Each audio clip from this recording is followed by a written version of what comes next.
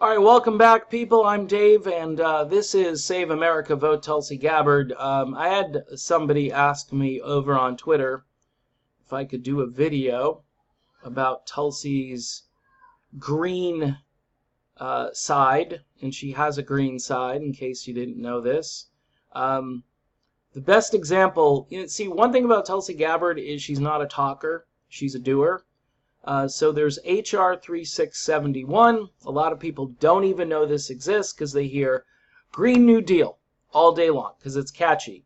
The Green Party, by the way, came up with the Green New Deal idea. That's a Jill Stein thing or somebody within the Green Party, and it's good stuff.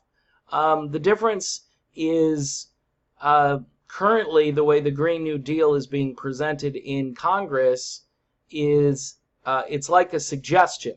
It's like a non-binding resolution. It's where we should go and so forth. Whereas a bill can become a law. If you've watched Schoolhouse Rock as a kid, you might remember that bills become laws. And I just say that facetiously, a little bit tongue-in-cheek, because there is a difference between a bill and a non-binding resolution. Just throwing that out there. So let's read the text. The bill transitions away from fossil fuel to clean energy. All right? 80% of electricity sold must be generated from clean energy resources. 80% of new vehicle sales must be zero emission. 80% of train rail lines and train engines must be electrified. Now, that's by 2027. By 2035, 100% of electricity must be generated from clean energy resources. 70% of vehicle sales, 100% of vehicle sales from manufacturers must be zero emission, and 100% of train rail lines and train engines must be electrified. The bill establishes a car allowance rebate system within the Department of Transportation. This will provide economic incentives for consumers to purchase new clean energy vehicles. And I know there are going to be a lot of people complaining they can't afford these cars and so forth. Here is the way people can afford them, hopefully. No federal permits for new major fossil fuel projects may be issued in 2018 and thereafter. Now, this bill was submitted in 2017. Obviously, that deadline has come and gone. I'm not even sure the House has taken this bill up, and if they have, it hasn't been in a serious way. The bill amends the Internal Revenue Code to terminate specified fossil fuel subsidies. Now, this is huge because we're giving oil companies money. And you got to stop doing that. I mean, they're making huge profits. Why do they need our tax dollars? It's just sick. Permanently extend renewable electricity production tax credits for electricity generated by wind, and permanently extend a business energy investment tax credit for solar or wind energy technologies.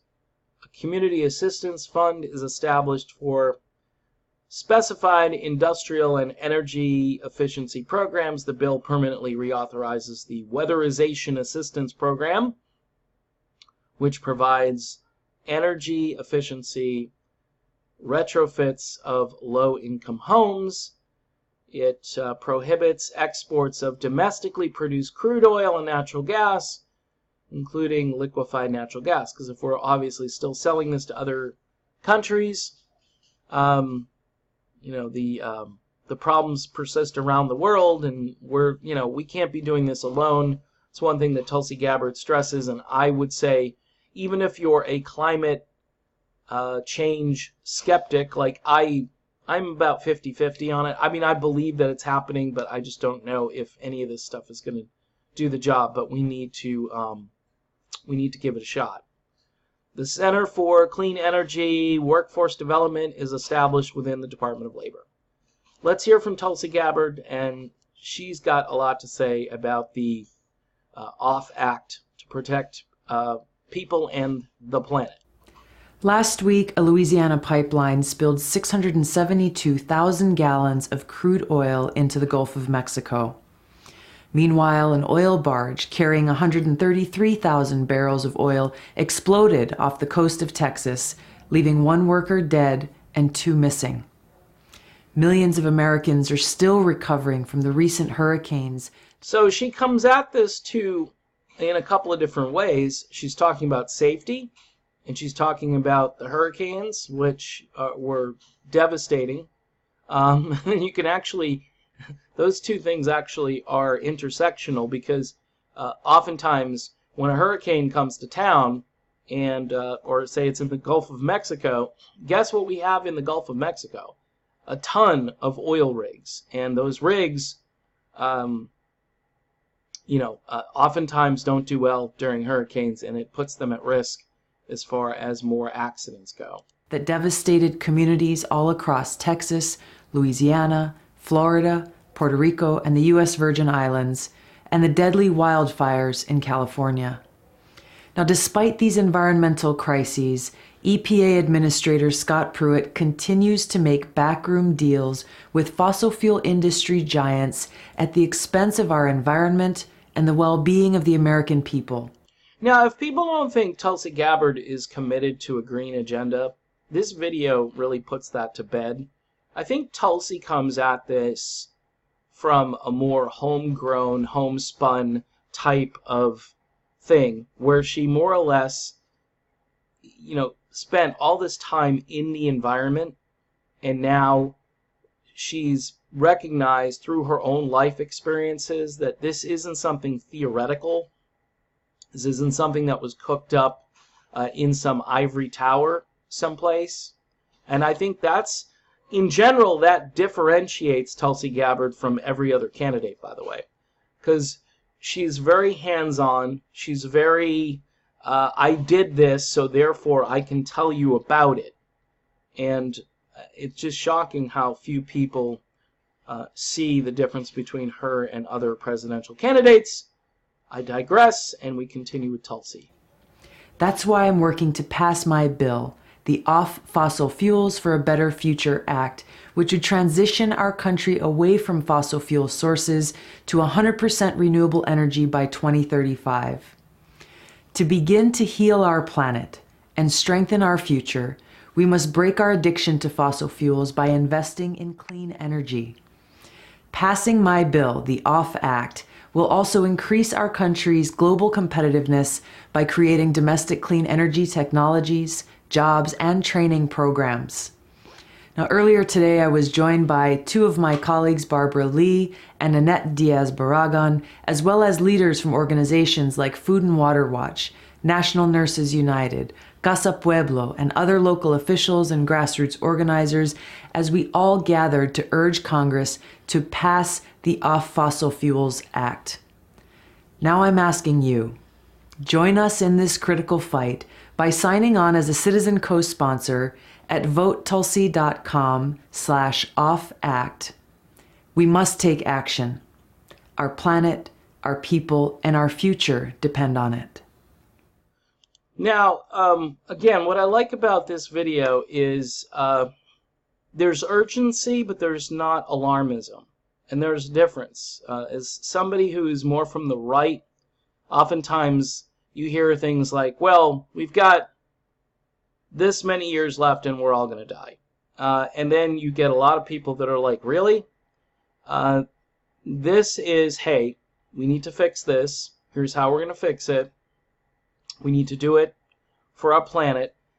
If all the doomsday predictions come true, then, I hate to phrase it like this, but then you can say, see, we told you guys so. But running up to something as major as this, as far as, a change in policy that's this big, takes somebody with a measured approach to it. And rather than running around saying 12 years and we're toast, which may or may not be true, could be true, a lot of scientists believe it's true, and it's really, the 12 years is actually, they're saying that 12 years to fix it, after that, can we still fix it? I don't know. I don't think anybody knows, but I think what's good about this entire approach that Tulsi Gabbard has is that it's reasonable in its tone, it's detailed in its scope, and it can really truly make a difference. And I think that's what makes this better than the so-called Green New Deal. Unless you're writing legislation for Green New Deal and then submitting that as a bill, this is way better. So I think Tulsi Gabbard is really on the front lines. She lived the outdoor life in Hawaii, and she still does. She's also a major in the Army National Guard. I think she understands the environment and being outside and taking care of the planet. So I like her grassroots approach to this, and I like the fact that she's got details and her bill is well thought out, just like all the other bills she submits. So again, thanks for watching. Don't forget to subscribe if you haven't, and Patreon, if you can help me out. It's much appreciated. I'm doing 2 channels now, and I'd like to devote more time to this channel as we attempt to get Tulsi Gabbard to the finish line. And we're going to keep on keeping on. All right, see you soon.